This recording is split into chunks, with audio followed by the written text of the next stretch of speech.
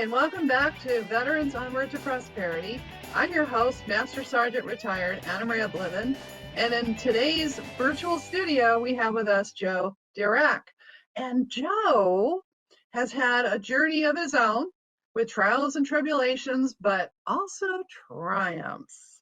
And I refer to the fact that he is a professional business and personal development consultant. He's the president of Dirac Assets Development and the Veterans Vocational Assistance Foundation, which is a nonprofit. And he comes with us with all kinds of skills and expertise to help folks get on their own journey pathway to prosperity. So, Joe, well, how is it you got all into this? You did mention that the Department of Labor consultant helped you get your foot in the door post-military in career development. Yeah, because I was basically became, when I left the military, I had to find a job. And I went there and I found, when it was nice to be able to walk into the Department of Labor. And I still to this day remember this lady, Rosemary, who basically helped me, said, oh, veterans, you go, speak to this veteran counselor.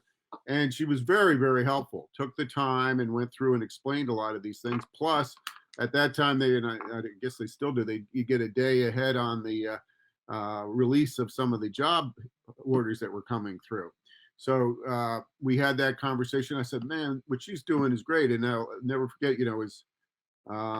she said, well, you'd be good for this. And I went on the interview, got the job, and ended up staying with that company. Like I said, I went into, which was kind of ironic, but I went into career counseling sort of thing, helping people find jobs. Yes, it was not just veterans, it was older adults who face challenges too. And now I can say I'm part of that demographic because I wasn't. I went to work for this company and for over 20 years, and I got into the career counseling and helping people find employment. And it was very rewarding for me. I guess working.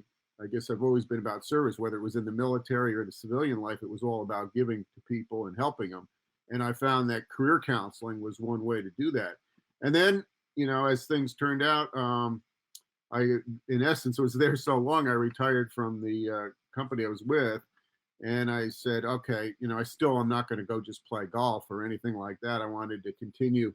And so I started my own business in consulting and career counseling and the like. And that's when I also decided I still have a passion for helping my fellow vets out. And I said, well, let me start a little not-for-profit to do exactly that.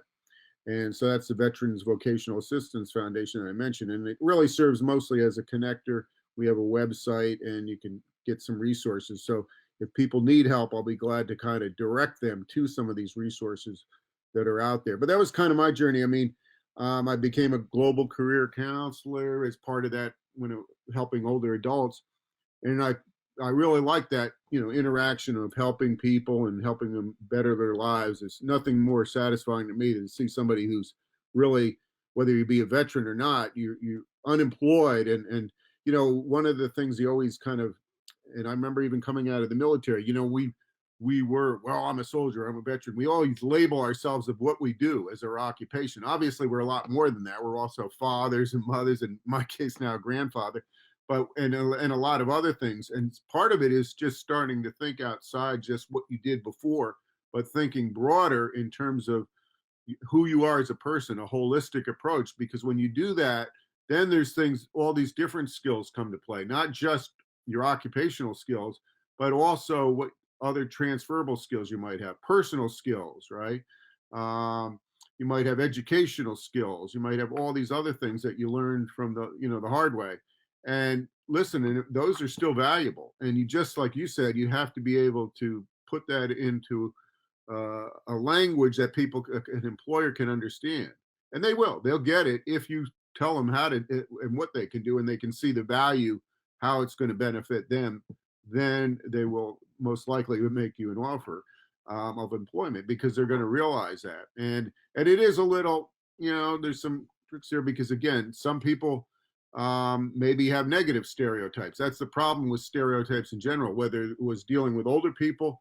Some people thought, oh, can't teach an old dog new tricks. They buy into these things. Some people, oh, you can't tell a soldier what to do. He's always going to give you orders. So that's, and those are people, they put those stereotypes, those prejudices in there when they don't have knowledge. You have to give them that knowledge at that interview and let them know that, wow, this is what I want. This is how I'm going to help you. And you, these are things like, for example, one of the things we always says, well, oh, you're overqualified.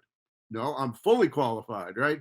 And so the employer has to be able to realize that. And that's really what it comes down to, is being able to tell someone what you bring to the table, what skills you have, how you can benefit them. And believe me, I know there's a lot of employers out there that love hiring veterans. They really do. So don't give up. You sound like you know how to take a negative and turn it into a positive, because you just said, hey, if you've been told, oh, you're overqualified, well, that's a negative. But if you respond to that by saying, no, I'm fully qualified. Well, now we Absolutely. just turned that over and reframed all of that situation into a positive. Absolutely. Yeah. And that's where the listening at the interview becomes very key, I found, because we have to listen to for the question behind the question. You know, when people say, oh, so, they'll typically, most interviews, they'll ask you, do you have any questions? And you better have questions, and it better be Oh. not be something like, well, how much time off do I get? Right? Or Or when do I start? yeah, right. When do I say that'd be better? Or, what skills?